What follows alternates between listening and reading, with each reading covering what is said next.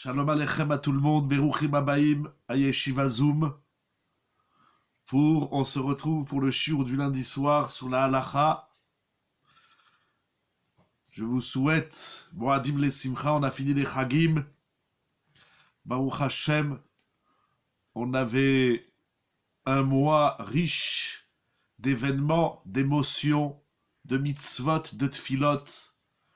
On a clôturé toute cette période des Chagim avec Simchat Torah, en ce jour où chacun s'engage beaucoup plus, ça suffit de s'engager un peu plus, mais beaucoup plus, au Limud à Torah. Alors dans l'élan, on est encore dans le mois de Tishrei, dans l'élan de tous ces Chagim, de tout cet éveil, on s'est renforcé dans les tfilot, dans toutes les mitzvot. Alors, Be'ezrat Hashem, qu'on ait une année Tafshin Pebet, de bracha, de hatzlacha, de joie, de santé, et surtout, de Limud Torah, pour la gloire d'Akadosh Baruch Hu et le dévoilement de son nom dans le monde. Ce soir, nous allons parler d'une mitzvah qui revient chaque semaine. C'est la mitzvah de Shabbat. Vous savez, Shabbat, c'est un univers. Shabbat, aussi bien dans l'esprit, dans l'intention du Shabbat, que, on pourrait dire dans le moussar, dans la marshava du Shabbat, il y a tellement de choses à dire. C'est un univers riche d'enseignements. Certes, à commencer par la Emouna. Mais Shabbat est également un univers halachique, ilchati. Par ses 39 travaux, les lametet melachot. Et chaque melacha, il y a des avot et des toldot. Plus toutes les lois midérabanan, ce qu'on appelle shvut, comme Mouktsé par exemple, et Rouvin, Achana, Uvdin Dechol, et encore, on peut passer sa vie à étudier Masechet Shabbat dans le Talmud et Ilchot Shabbat dans la halacha. Je voudrais étudier avec vous ce soir une halacha exceptionnelle concernant Shabbat. Shabbat est écrit plusieurs fois dans la Torah, déjà dans Bereshit, puisque le 7e jour de la création de Maaseh Bereshit, c'est Vayechal Elokim. Akadosh Baruch Hu, il a achevé son œuvre et il a fait le Shabbat. Shabbat Kodesh. C'est la base de la Torah, du monde et de la vie d'un juif, c'est Shabbat. À tel point que les Chachamim nous enseignent quelque chose d'incroyable à propos du Shabbat qu'on ne trouve pas dans les autres commandements et mitzvot de la Torah. Au traité Choulin, la Gemara nous dit quand la Mechalel est à Shabbat kilu oved avoda zara. Qu'Hachem nous en préserve. Celui qui profane le Shabbat, il est tel un idolâtre. Certes, on parle de celui qui transgresse Shabbat, non pas par ignorance, mais par dédain du commandement d'Hachem. Il renie Akadosh Baruch Hu. Il est tel un idolâtre. Toute mitzvah de la Torah, tout commandement de la Torah, a son importance et sa gravité, et en même temps son salaire. Mais seul le Shabbat connaît une telle condamnation des Chachamim, et ça va très très loin dans la halacha. La mitzvah de Shabbat est également inscrite dans les Aseret Hadiberot, dans les 10 paroles qu'Akadosh Baruch Hu va prononcer au Har Sinaï, va prononcer 2 Diberot, et la suite c'est Moshe Rabbeinu qui énoncera les 8 autres. Et on a également dans Parashat Vaetchanan les Aseret Hadiberot. Dans ces 10 paroles, dictées au Har Sinaï, il y a la mitzvah du Shabbat.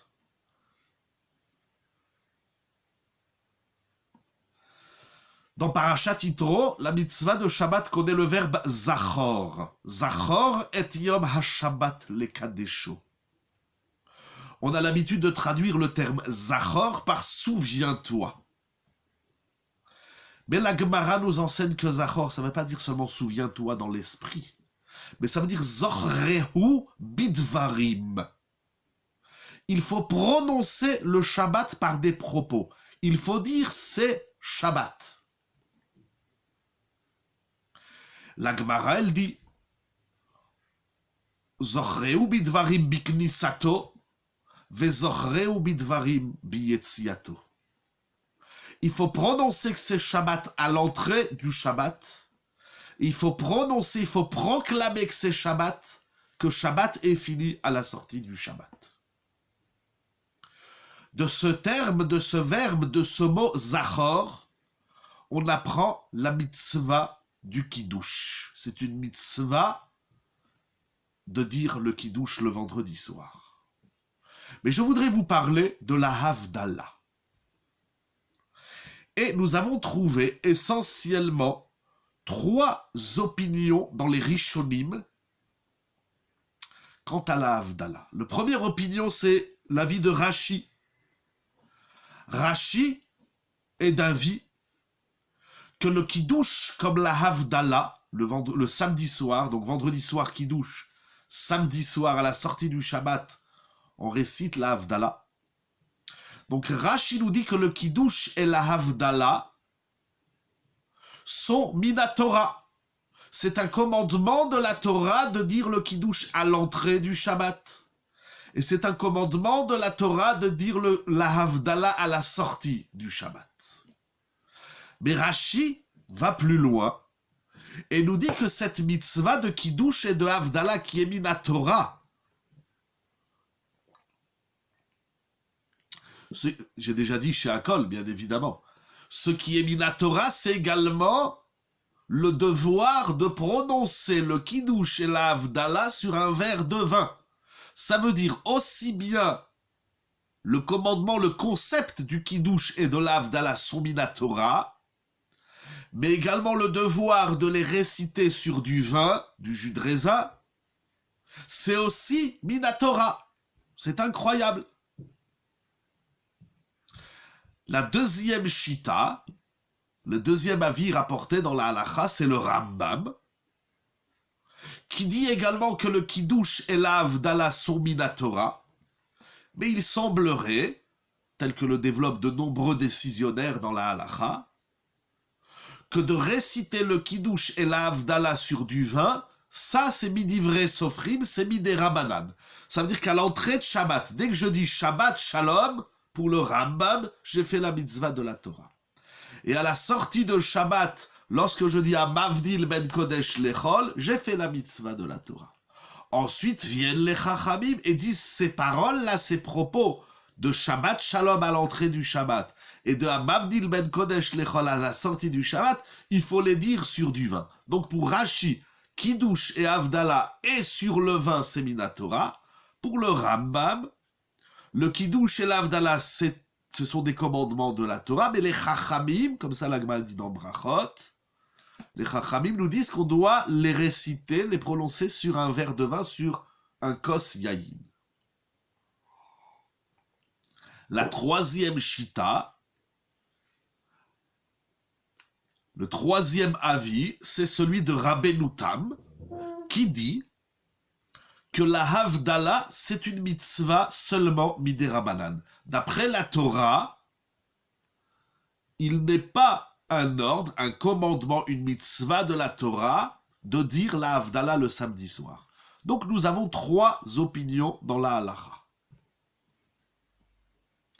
Ce qui est intéressant, c'est que de nombreux Rishonim, on va essayer d'en citer quelques-uns, suivent l'opinion de Rashi et Rambam. En tout cas, on va laisser l'aspect yayin, mais on va parler de la Havdalah, qui pensent que la Havdalah, c'est une mitzvah de la Torah. Tel écrit également le Sefer HaChinour dans Mitzvah Lamed Aleph. Le Magid Mishneh. Rabbeinu Klonimus Ish Romi rapporté dans le Sefer HaYashar.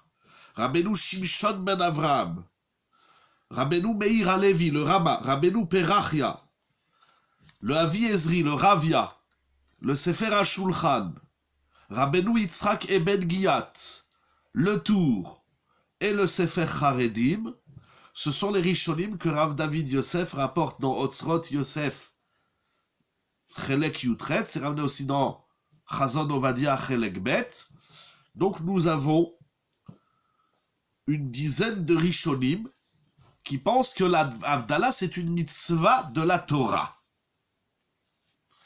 Ce qui est intéressant, c'est que ces Rishonim ont trouvé 3 références à la Havdalah dans la Torah. La première référence, c'est celle que j'ai dit tout à l'heure, c'est du mot Zachor. Zachor et Yom HaShabbat le Kadesho, et la Gemara, si je ne me trompe pas, c'est dans Psachim, qui nous dit, pardon si on peut éteindre les micros, excusez-moi, qui nous dit que Zachor, ce n'est pas qu'un souvenir du Shabbat, c'est pas seulement dans l'esprit, dans la mémoire, mais on est tenu Zochreu alayayin biknisato beitziato. À l'entrée et à la sortie de Shabbat, il faut prononcer, proclamer le Shabbat. Et donc, c'est une mitzvah qu'on apprend du mot Zachor. Comme ça, le Rambam, il écrit. Comme ça, il écrit le Sefer HaChinuch. Ce qui est intéressant, c'est que ce verbe Zachor, on apprend également que toute la semaine, comme ça il écrit le Ramban, Nachmanide, que toute la semaine, on doit parler de Shabbat. C'est pour ça que dans la Torah, les jours de la semaine n'ont pas de nom propre. Comme en français, on dit le dimanche, le lundi, le mardi, ou en anglais Sunday, Monday, etc.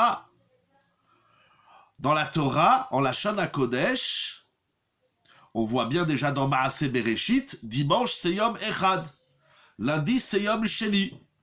Mais ils sont jour 1 et jour 2 par rapport au Shabbat. C'est pour ça que dans la Tfila du matin, on dit le Shir Shel Yom, le psaume que disaient les Lévim au Bet Hamikdash.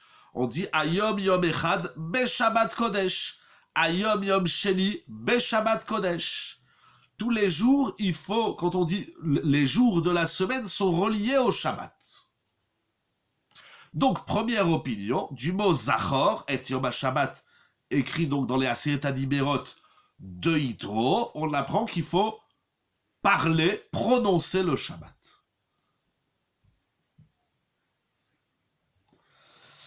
La deuxième source, c'est qu'en vérité, le verbe Zachor est écrit 2 fois.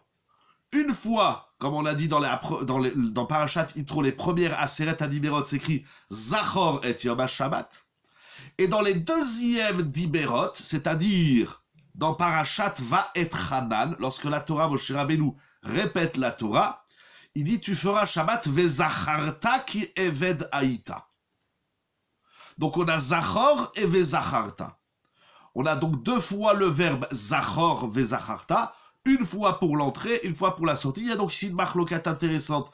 Est-ce que c'est du même verbe qu'on apprend le Kiddush et la Havdalah, ou bien le Kiddush c'est de Zachor, et la Havdalah c'est de Vezacharta, comme c'est écrit dans les deuxièmes Diberot.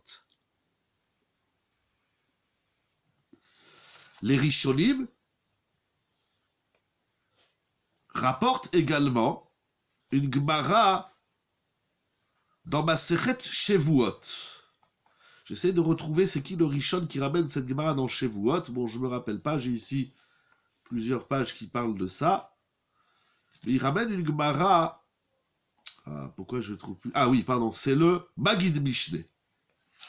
Le Magid Mishneh, dans Ilchot Shabbat, il dit que si le Rambam il dit que le Kiddush et la Havdalah c'est Mina Torah, parlons de la Havdalah, c'est parce que la Gemara au traité Shavuot dit quelque chose d'incroyable. Je vais lire avec vous la Gemara dans Shavuot, Daf Yutret Amud Bet. Il y a un pasouk dans Vaïkra, au Perek Yud, pasouk Yud, dans Parashat Shemini, qui dit le Havdil ben HaKodesh ou ben Achol, pour séparer entre le saint du profane, le Kodesh du Chol. Et juste après Parashat Shemini, on a Parashat Tazria qui dit Isha ki Tazria, une femme qui met au monde un enfant. Qu'est-ce que nous enseigne cette juxtaposition des versets? Encore une fois, dans Shemini, il est dit Le'avdil ben HaKodesh ou ben HaChol, et la paracha qui suit, c'est Tazria, Isha ki Tazria. Quel est le rapport entre la Havdalah et une femme qui met au monde un enfant? Regardez cet enseignement incroyable. Je vais essayer de retrouver. J'ai un tout petit Gemara. La Gemara dit, voilà. Amar Rabbi Chia baraba amar Rabbi Ochanan. Il dit Rabbi Chia, au nom de Rabbi Ochanan, Kol amavdil ala yayin bemotsae shabbatot. Toute personne qui récite la Havdalah le samedi soir sur du vin, Havialo banim zecharim, il aura des garçons. La Havdalah, c'est une ségoula pour avoir des garçons. Incroyable, c'est la Gemara dans Shevuot. Je lis avec vous la Gemara au traité Shevuot Yudzaïn Amoudbet. Et Rabbi Yoshua ben Levi dit également Amar banim reuyim leoraa. C'est pas seulement qu'il aura des enfants, des garçons, mais il aura des garçons qui vont atteindre un niveau de sagesse qui s'appelle Re'uyim Leora, ce qu'on appelle aujourd'hui des Dayanim, des maîtres de la Halakha. Dirtiv Le'avdil ou Leorot. Incroyable. Donc de ce pasouk, Le'avdil ben HaKodesh ou ben HaChol, que la Gemara dit que ce pasouk nous parle de la Havdalah du samedi soir. Donc nous voyons, dit le Maggid Mishneh, que de réciter la Havdalah le samedi soir, c'est un pasouk de la Torah. Donc nous avons, de ce que j'ai trouvé, rapporté ici par Rav David Yosef, dans Otzrot Yosef, Halacha Brura, Chelek Yutret Siman Vav, 3 références pour dire que la Havdalah est l'Eminatora. Le Shulchan Aruch, dans Orach Chaim Siman Resh Tzadik Vav Seifret, dit que les femmes sont tenues de faire la Havdalah de la même façon qu'elles doivent faire le Kiddush. De là, déduisent les poskim, les décisionnaires, le Chida, Rav Ovadia Yosef, Alav Shalom, dont c'est Saïloula ce Shabbat qui arrive, Parashat Noach, nous disent que puisque le Shulchan Aruch compare la Havdalah au Kiddush, et il dit de la même façon que les femmes sont tenues du Kiddush, elles sont tenues de la Havdalah. Or, le Shulchan Aruch a écrit clairement que les femmes doivent faire le Kiddush Minatora. Donc, c'est que les femmes, elles doivent faire la Havdalah aussi Minatora. Donc, le Shulchan Aruch a fixé la halakha que la Havdalah, c'est une mitzvah de la Torah. De nombreux décisionnaires pensent que telle est également l'opinion du Rama, Rabbi Moshe Isserlich, donc il n'y a pas de différence ici. C'est une discussion, comment expliquer le Rama, mais en tout cas, beaucoup de Acharonim vont dans le sens de dire que le Rama pense comme le Shulchan Aruch que la Havdalah c'est Minatora.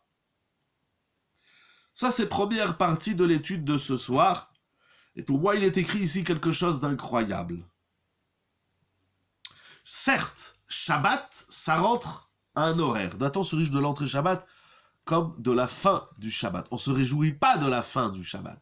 On est triste à la fin du Shabbat. La Neshama Yetera, c'est comme ça que Tosfot explique au traité Pesachim. C'est une des explications pourquoi, durant la Havdalah, on doit sentir des bessamim, des parfums, des plantes, etc. Parce que la Neshama Yetera, elle s'en va et on est triste. Alors pour redonner de la vigueur, on sent des parfums. On est content de l'entrée et on est attristé, on est peiné. Il nous manque quelque chose le samedi soir, le Motsaï Shabbat. Donc, certes, le Shabbat ne dépend pas de ma proclamation à la rentrée ou à la sortie. Le Shabbat, c'est un horaire. Aujourd'hui, les décisionnaires, c'est encore un autre sujet, ont fixé qu'il fallait faire rentrer Shabbat au plus tard 20 minutes avant le coucher du soleil. Je ne rentre pas dans cette énorme sougia. Et faire sortir le Shabbat à l'horaire qui s'appelle les Géonim ou Rabbeinu Tam. Il y a plusieurs horaires. En tout cas, c'est clair que l'entrée et la sortie de Shabbat dépend d'un phénomène qu'on peut dire physique. Akadosh Baruch Hu dans le monde, il a fait qu'il y a la tombée de la nuit, le coucher du soleil, à l'entrée, à la sortie. Donc le Shabbat ne dépend pas parce que j'ai dit que c'est Shabbat, et la sortie de Shabbat ne dépend pas parce que j'ai dit que c'est plus Shabbat. Shabbat, c'est une réalité qui ne dépend pas de ce que je proclame, de ce que je prononce. Et pourtant, la Torah nous dit, d'après tous ces Rishonim, on a vu que c'est comme ça la halakha, les Rishonim nous disent qu'il faut dire que c'est Shabbat. Alors pourquoi il faut dire que c'est Shabbat? Alors le Sefer HaChinuch dit, dans ce mitzvah la Aleph, Shebaim Zecher Gdulat Hayom U'Ma'alato Va'Avdalato Leshevach Mishar Yamim Shelefanav Ve'acharav. Le Sefer HaChinuch, il dit quelque chose d'incroyable. Il dit que nous devons dire que Shabbat est là, à la rentrée, et dire que Shabbat n'est plus là à la sortie, pour bien montrer que Shabbat est différent et d'un niveau supérieur aux autres jours de la semaine. Shabbat, c'est pas un jour parmi les autres, c'est un jour supérieur aux autres. Ça veut dire, je comprends, en tout cas ça m'inspire, que l'homme il doit prendre conscience de la rentrée et de la sortie du Shabbat, et c'est cette prise de conscience, parce que qu'on le veuille ou non, c'est Shabbat, et même si Chasvé Shalom, on a encore malheureusement des juifs qui font pas Shabbat, ça change rien. Shabbat, c'est Shabbat. Shabbat, c'est une réalité. C'est une réalité j'ai envie de dire déjà de mitzvah. C'est une mitzvah qui s'impose, qu'on le veuille ou non, c'est Shabbat. De même, c'est une réalité existentielle, physique dans le monde. Les autres jours ont été créés pour le Shabbat. On peut dire comme ça. On peut dire que les autres jours ont été créés pour le Shabbat. En tout cas, ce qui est clair, il dit le Or HaChaim HaKadosh, beaucoup de Mefarshim aussi disent des idées parallèles, c'est que les autres jours dépendent du Shabbat. Tout ce qui se passe durant la semaine dépend du Shabbat qu'on a passé et du Shabbat qu'on prépare. Les jours de la semaine dépendent du Shabbat. La bracha, la réussite, tout ce qu'on va faire dans la semaine dépend du Shabbat d'avant et du Shabbat d'après. Donc, le Shabbat, c'est une réalité thoraïque, mitzvatique.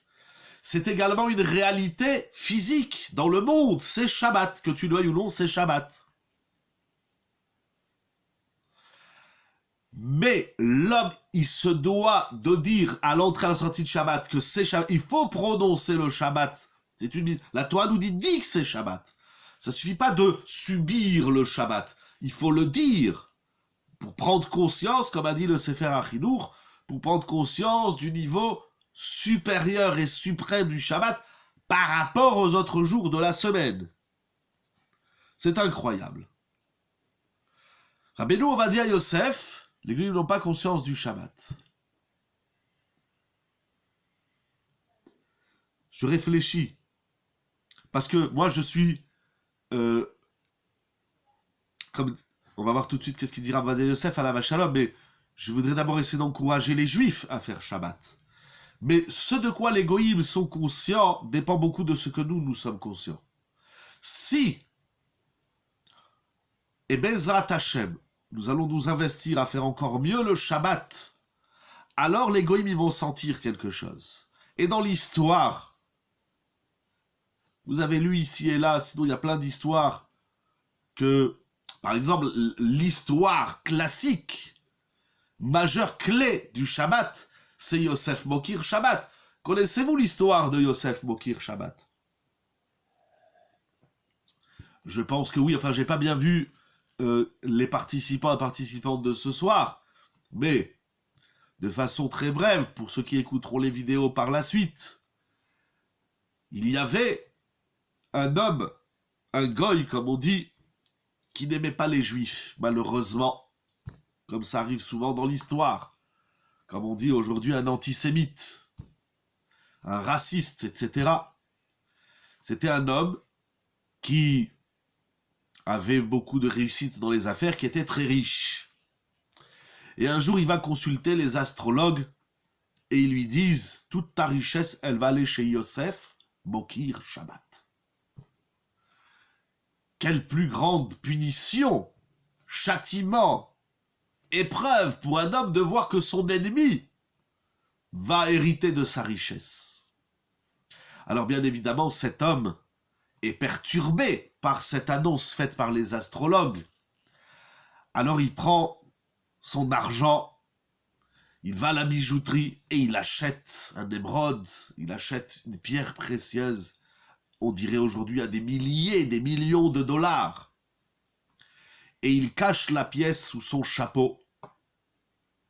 La Gemara raconte ça au traité Shabbat. Et donc là où il va, il tient son trésor. Il a sur la tête. Nous on le met dans la poche, lui il le met sur la tête. Comme si l'argent, la richesse était au-dessus de la tête. Nous au-dessus de la tête, il y a une kippa, il y a un chapeau, il y a un foulard, il y a tout ce que l'homme ou la femme doit mettre sur la tête pour se couvrir, selon les règles de la halakha, bien évidemment. Mais l'argent, on ne le met pas au-dessus de la tête, c'est stupide. Et voilà qu'un jour, cet homme traverse le pont de la ville, et il y a eu, comme nous avons eu aujourd'hui, des tempêtes, et son chapeau s'envole. Bien évidemment, le chapeau s'envole avec le contenu de ce chapeau. Et le goy court après son chapeau, mais malheureusement, le chapeau s'en va. Et la Gemara nous raconte que passe par là un poisson et il avale le trésor. Et il avale la pierre précieuse.